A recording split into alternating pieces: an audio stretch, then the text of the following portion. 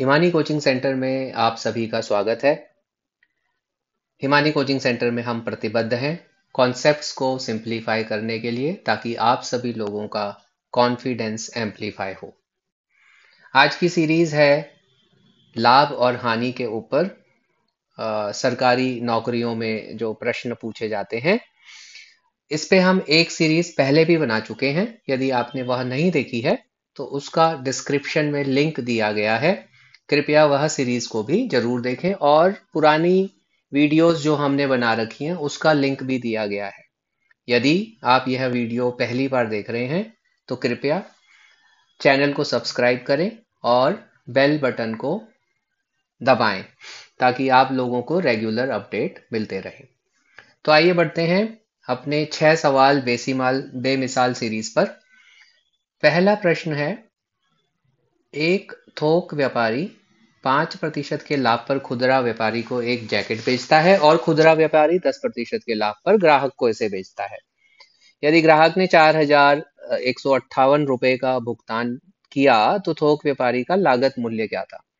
समझ लेते हैं कि अगर थोक व्यापारी का लागत मूल्य 100 था, तो हम यहां से ही शुरू करते हैं।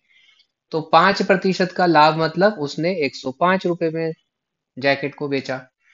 और खुदरा व्यापारी ने, जिसका नाम खुदरा व्यापारी की कॉस्ट कितनी हुई, 105 रुपए, उसने इसे 10% के लाभ पर बेचा, तो उसका विक्रय मूल्य कितना रहा होगा, 105 गुणा 1.1। क्यों 1.1? 10% मतलब 100 जमा 10/100। ठीक है। तो अब हमारे पास एक इक्वेशन आ गई कि थोक व्यापारी की जो कॉस्ट थी वो 100 थी, और खुदरा व्यापारी ने 105 गुणा 1.1 पर यह खरीदी। ओके। खुदरा व्यापारी ने बेची और ग्राहक ने खरीदी, और ग्राहक ने 4,158 रुपए दिए। तो ये इसका मतलब हो गया। यहाँ हम डालते हैं 4,158, और हमें ज्ञात करना है कि थोक व्यापारी की लागत मूल्य क्या थी। अब आप समझ गए होंगे कि हमें x को ज्ञात करना है। तो x क्या होगा, 100 गुणा 4,158 बट्टे 105 गुणा 1.1, और उस दशमलव को हटाने के लिए हम ऊपर 10 से मल्टीप्लाई कर देते हैं। अब आप देखिए, इसको अगर आप सॉल्व करेंगे तो ये जाएगा 11 से भाग, और इसमें आएगा 11 तिया 33, 11 सत्ते 77, और 11 अट्ठा 88। अब ये दोनों नंबर जो हैं, 3 और 7 10 और 8 18, और 5 और 1 6, ये 3 से भी भाग हो सकते हैं। तो 35 तिया 105, और इधर हमें मिलेगा 126। अब यह 5 सत्ता 35, 5 दूना 10, 7 एकम 7, 7 अट्ठा 56, 18 दूनी 36 गुणा 100। सो थोक व्यापारी की लागत 3600 रुपये है। अब बढ़ते हैं हम 6 सवाल बेमिसाल के दूसरे सवाल की ओर। एक व्यापारी 500 किलोग्राम कपास 9,000 रुपए में खरीदता है। बारिश के कारण इस कपास का 10% भाग खराब हो जाता है। 10% लाभ अर्जित करने के लिए उसे बाकी कपास को किस दर, रुपए पर प्रति किलोग्राम पर बेचना होगा। इस सवाल में देखिए, यदि 500 किलोग्राम खरीदा और 10% भाग खराब हो गया, तो इसका मतलब उसका 90% भाग ठीक था। तो उसने 500 गुणा 0.9, इतनी उसकी कपास थी जो उसके पास अब बेचने के लिए बची। 0.9 क्यों किया, देखिए 10% भाग खराब होने का मतलब 90% ठीक था। 90/100 करेंगे, 0.9 आएगा, और 0.9 को 500 से गुणा किया तो 450 रुपए। अब देखिए 450 किलोग्राम, 450 किलोग्राम कपास का भाव है 9,000 रुपए। तो 1 किलोग्राम का कितना होगा, 9,000/450, 45 दूना 90, और ये हमारा 20 रुपए प्रति किलोग्राम। अब यह प्रति किलोग्राम 10% लाभ लेना चाहता है, तो उसे किस दर पे बेचना होगा, 20 गुणा 1.1। ठीक है, क्योंकि उसे भाग कितना चाहिए 10% लाभ उसने चाहिए, तो उसको अब इस 20 रुपए पे 10% लाभ के लिए हमने क्या किया, 100 - 10/100। ठीक है, तो अब आप जब इसको करेंगे तो इसका आंसर आ जाएगा 22 रुपए प्रति किलोग्राम पे। यदि वह बेचेगा तो उसको अब 10% लाभ मिल जाएगा। अब हम बढ़ते हैं अपने अगले प्रतिशत प्रश्न पर। यहाँ दिया गया है एक वस्तु को 11% हानि के बदले 7% लाभ पर बेचने से एक व्यक्ति को 720 रुपए अधिक प्राप्त होते हैं। वस्तु का क्रय मूल्य रुपये में क्या है? देखिए, यहाँ पे इसको मान लेते हैं P2 प्रॉफिट, जो लाभ उसे जो दूसरे भाग में हुआ, और यह हानि है, उसको अभी हम P1 मान लेते हैं। ठीक है, हानि का मतलब होगा कि हम इसके आगे माइनस साइन लगा देंगे। ठीक है, अब देखिए, यदि वस्तु का दाम x रुपए था तो 7% x का कितना होगा, वो होगा 7/100x। और इसमें से हमें घटाना क्या है, क्योंकि हम कह रहे हैं P2 - P1, लेकिन P1 जो है वो तो हानि है। तो जब हम हानि लिखेंगे तो हम लिखेंगे अगेन माइनस, और फिर लिखेंगे 11/100 x। ठीक है, क्योंकि हानि जो हुई है वह 11% की हुई, लेकिन जब मेरे को P2 - P1 में डालूंगा तो 7/100x minus minus of 11/100x, आप समझ गए होंगे, यह बन जाएगा 7x/100 और 11x/100। और यह जो है 720 रुपए है, क्योंकि उसे 720 रुपए अधिक मिले। तो अब आप समझ गए होंगे, हम इसको 18x/100 जो है वो है 720 का।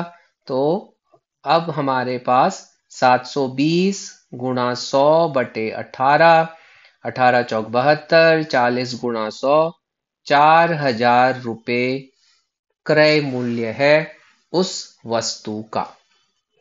अब हम बढ़ते हैं अपने 6 सवाल बेमिसाल के चौथे सवाल की ओर। यहाँ पे दिया गया है दो घड़ियों की लागत 16:23 है।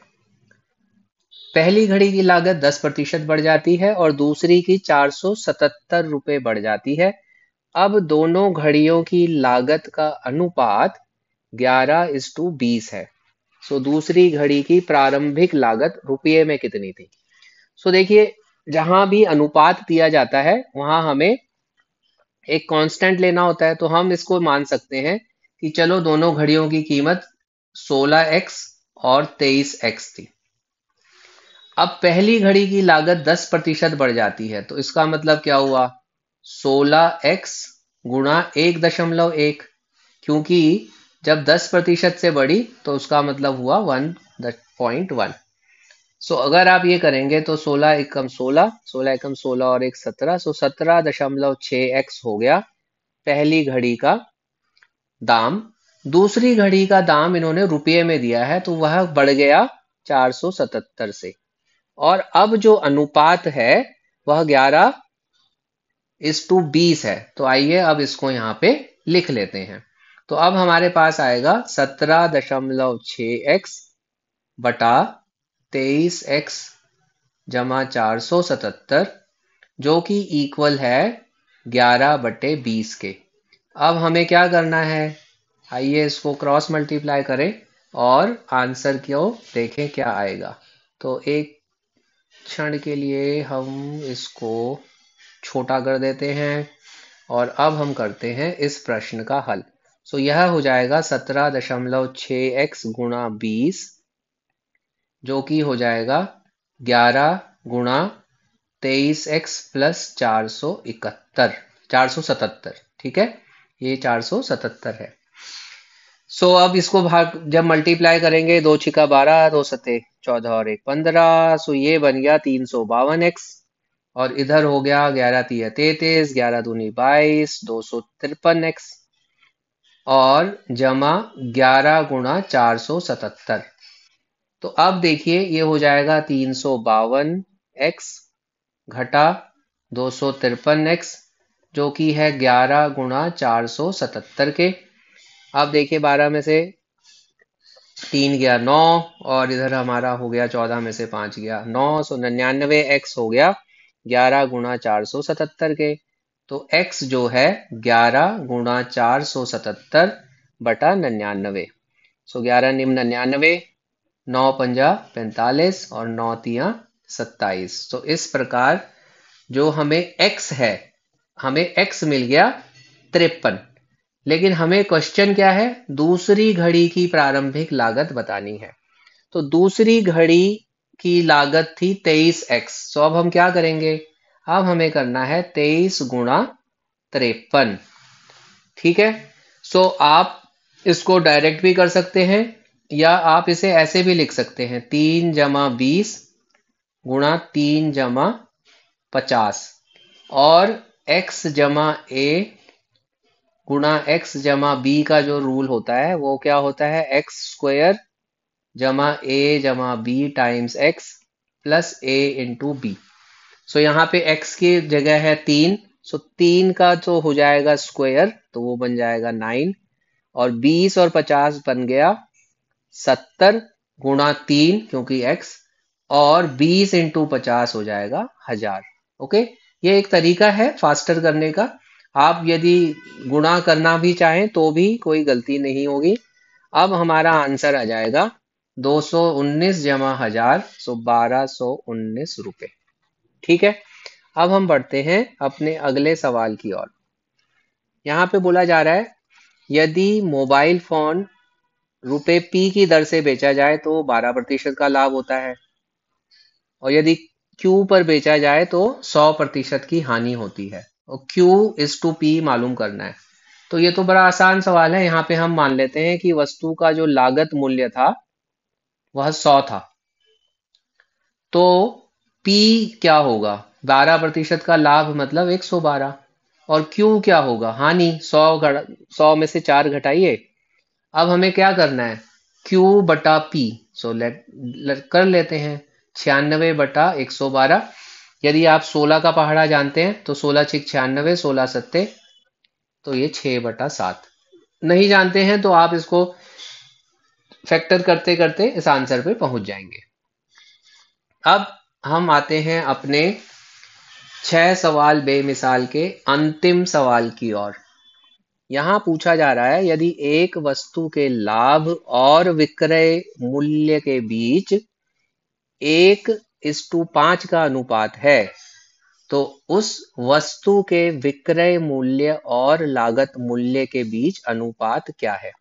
देखिए अनुपात दे दिया तो हम पहले तो ये कह देते हैं कि चलिए जी लाभ निकाल लेते हैं। लाभ होगा 1x, और विक्रय मूल्य क्या होगा, विक्रय मूल्य हो जाएगा 5x। अब जब लाभ होता है तो हम क्या बोलते हैं कि भाई जो विक्रय मूल्य है वह है लागत जमा लाभ के। तो अब हमारा हो गया 5x जो है लागत मूल्य जमा 1x के। सो लागत मूल्य कितना हो गया, 5x घटा 1x 4x। अब हमें क्या निकालना है, विक्रय मूल्य और लागत मूल्य का अनुपात। विक्रय मूल्य है 5x, क्रय मूल्य है 4x, सो 5/4 हमारा उत्तर होगा।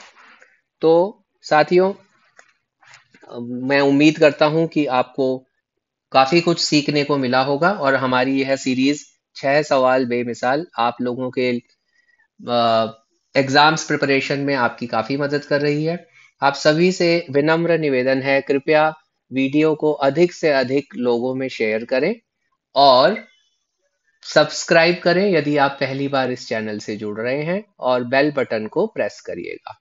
हमारा हमारा ध्येय और हमारा ये वायदा है कि जो भी दर्शक हमारी सीरीज देख रहे हैं उनका सदैव फायदा हो। धन्यवाद।